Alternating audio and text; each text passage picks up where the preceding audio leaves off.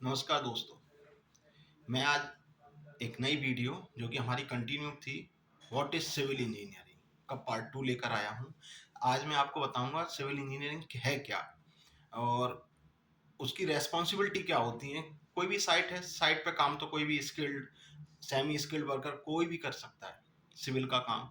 लेकिन आखिर में एक सिविल इंजीनियरिंग की या सिविल इंजीनियर की ज़रूरत क्या है किसी भी साइट पे, क्या रेस्पॉन्सिबिलिटी होती हैं, क्या उसकी ड्यूटीज़ होती हैं, तो वो सब मैं आज डिस्कस करूँगा।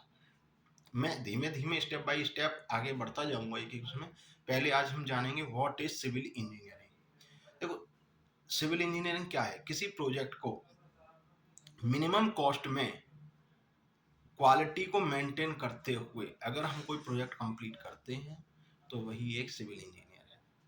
सिविल इंजीनियर क्या करता है? डिजाइनिंग, एनालिसिस ये सब करके बिल्डिंग की कॉस्ट को कम करता है, जिससे कि हमें वही स्पेसिफिकेशन मिले, वही क्वालिटी मिले। क्वालिटी को भी मेंटेन करता है कि जो हमें क्राइटेरिया वो मिले भी, हम अपनी उस चीज़ को अचीव भी करें जो हमें चाहिए और मिनिमम कॉस्ट में हम उसको कंप्लीट कर दें और क्वालिटी से भी कोई कंप्रोमाइज़ नहीं हो। तो यही है सिविल इंजीनियरिंग। अब हम बताते हैं सिविल इंजीनियरिंग की रेस्पॉन्सिबिलिटी क्या-क्या होती है। मैंने एक अभी पेपर बनाया है, आप ज़रा देखिए। Responsibility of civil engineering. Number 1 project managing, number 2 project designing, number 3 developing, number 4 creating construction and maintaining, फिर investigation, analysis data, assessing potential risk and cost. अब मैं इनके बारे में एक एक करके आपको बताऊंगा। सबसे पहले प्रोजेक्ट मैनेजिंग होता क्या है? प्रोजेक्ट मैनेजिंग का काम जो होता है, इसका मतलब है कि किसी प्रोजेक्ट को कैसे मैनेज या उसकी प्लानिंग कैसे की जाए जिससे कि वह कम कॉस्ट में और कम समय में ख़त्म किया जा सके। यह सारे काम मैनेजमेंट के होते हैं। डिजाइनिंग भी होता है, कॉस्ट एस्टिमेशन भी होता है, टेंडरिंग भी मैनेजमेंट का ही काम होता है, प्लानिंग भी मैनेजमेंट का ही काम होता है। तो जो टॉप मैनेजमेंट है वो इन सब कामों को करता है। मैं थोड़ा डिटेल में नहीं बताऊंगा, शॉर्ट में ही बताऊंगा। Number 2 project designing. Project designing में क्या होता है? जब हमारी जो प्रोजेक्ट है, प्लानिंग कर ली कि हमें एक बिल्डिंग बनानी है। अब वो बिल्डिंग कैसी बनानी है वो हम प्लानिंग कराएंगे। उस प्लानिंग में प्रोजेक्ट की डिजाइनिंग होती है, कैसी बिल्डिंग बनानी है, क्या डिजाइन रखना है। जब वो मॉडल एक तैयार हो जाता है कि हमें बिल्डिंग ऐसी बनानी है, उसके बाद उसको स्ट्रक्चरली डिजाइन किया जाता है, सारे फैक्टर लेके अपना जो भी स्ट्रक्चर इसको हम डिजाइन करेंगे कि हमारी जो है इस एरिया में वो बिल्डिंग रेजिस्ट करे। तो ये हमारा डिजाइनिंग का पार्ट हो गया। तीसरा हो गया डेवलपिंग।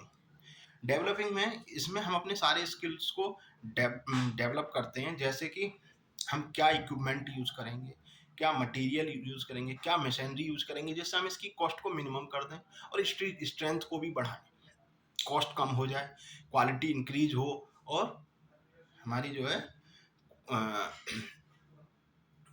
कॉस्ट भी कम रहे, कम समय में कम हम जो अपना प्रोजेक्ट को ख़त्म कर दें। ये एक डेवलपिंग का काम होता है। नंबर 3 फिर आता है creating construction and maintaining.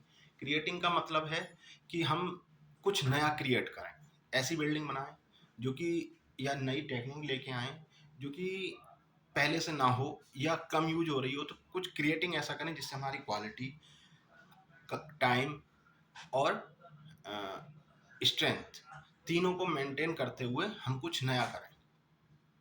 Construction construction building को बनाना कि सिविल इंजीनियर का काम ही है।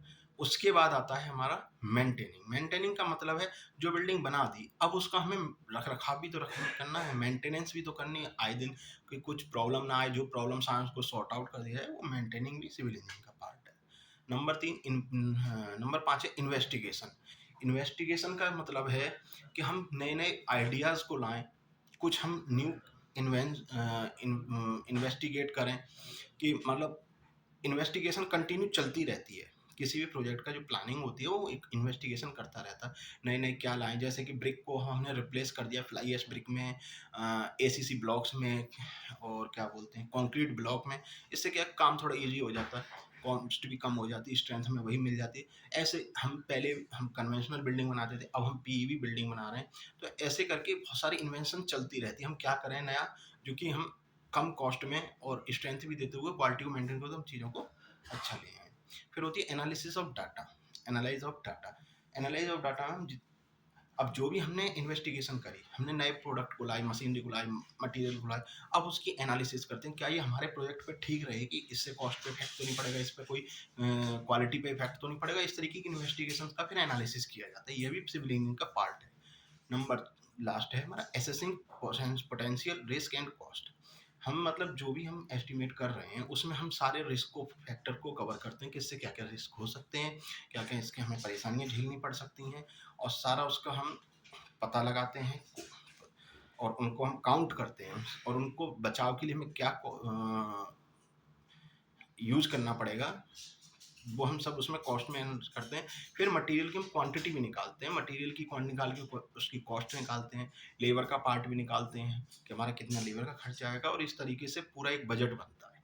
तो ये काम भी सिविल इंजीनियर का होता है। तो हमारा मेनली काम क्या क्या हो गया, हमारा मैनेजमेंट का काम हो गया, हमने प्रोजेक्ट की डिजाइनिंग भी कर ली, उसके डेवलपिंग भी कर ली, अपना कुछ क्रिएटिंग कंस्ट्रक्शन मेंटेनेंस भी हो गई, इन्वेस्टिगेशन हो गई, एनालिसिस कर लिया हमने उस चीज़ का, फिर उसका हमने रिस्क कॉस्ट को काउंट कर लिया। तो इस तरीके से प्रोजेक्ट का हम प्लानिंग से लेके उसका बजटिंग करने से लेके एग्जीक्यूशन, मेंटेनेंस, सारा जो होता है वो सिविल इंजीनियरिंग का पार्ट होता है। तो यही है सिविल इंजीनियरिंग। सिविल इंजीनियरिंग ये नहीं है कि सिर्फ आपने काम गए किसी एक जगह लगा दिया, बस वही सीखते रहे, उतना ही सीखा, उसके अलावा इंजीनियरिंग में कुछ सीखा ही नहीं। क्या क्वालिटी का काम होता है, क्या डिजाइनिंग का काम होता है, क्या प्लानिंग का काम होता है, क्या टेंडरिंग होती है, सब कुछ ओवरऑल हमको सिविल इंजीनियरिंग में आता है। तो खाली एक ही जगह नहीं बैठे रहना है हमको कि सिर्फ हमें एग्जीक्यूशन एक ही जगह कराना है या हमें प्लानिंग ही करनी है। ओवरऑल सिविल इंजीनियर वही है जो सारे काम है। तो ये है सिविल इंजीनियर। मैं अगली वीडियो लेके आऊँगा कि गवर्नमेंट प्रोजेक्ट्स में कैसे काम होता है, गवर्नमेंट प्रोजेक्ट बनता कैसे, स्टार्ट कैसे होता है और एंड कैसे होता है, वो अगली वीडियो में बताएंगे। तब तक के लिए बाय बाय, थैंक यू।